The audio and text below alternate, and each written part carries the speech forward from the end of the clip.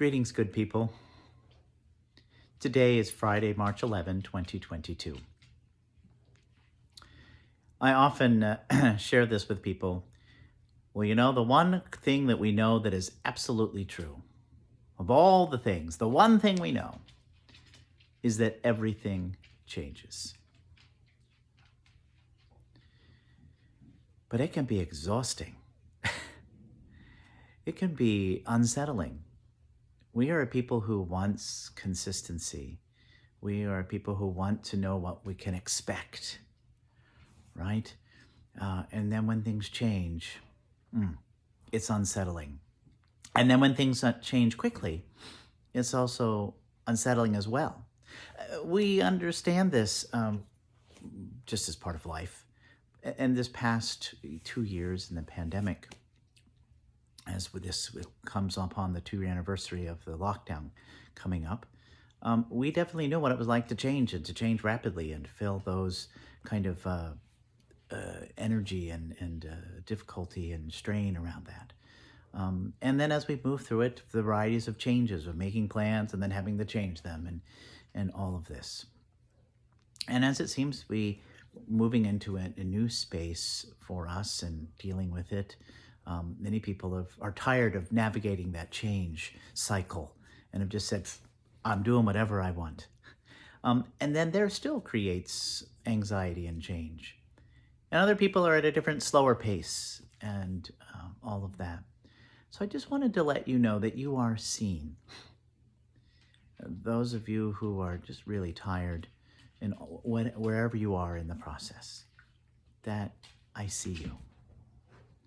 We see you. It is exhausting. And so I wanted to encourage you to take your time and how you're moving and emerging and walking through the world. I invite you to not rush back to all the old ways. Be really conscious and pick. What do you want to do? What can I do? What do I feel able to do right now? And if others are asking you to do more than you think you're able to handle right now, that's okay to say no. It's okay to take a breather. There's a lot of things we learned about self-care during this past 2 years. Let's not forget them. Let's continue to embrace them. But it does take a conscious effort. It does take a moment of staying slowed down to be able to think and say, no, this is what I'm going to choose to do. So along with the one constant truth that we know is true is that everything changes, there is the other one that Scripture tells us is that God is always the same. God is with us amidst all of this, all the time.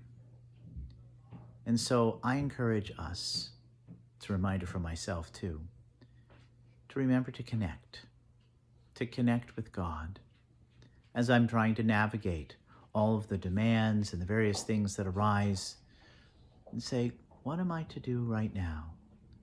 What is the best way of love and life that I'm called to in this very moment? And to know that God's eternal presence is around us, within us, is us. So take the moments to pause and to reconnect. God, what is the most loving thing for me to do right now for myself and my neighbor? And remember, amidst all of this, to smile. God is with you amidst everything changing. Hope to see you this weekend at worship, whether it's online or in person, and hope to see you next week, Wednesday, at 12:15 or 7:30 for our Cultivating Compassion practices at Prince of Peace. See you then.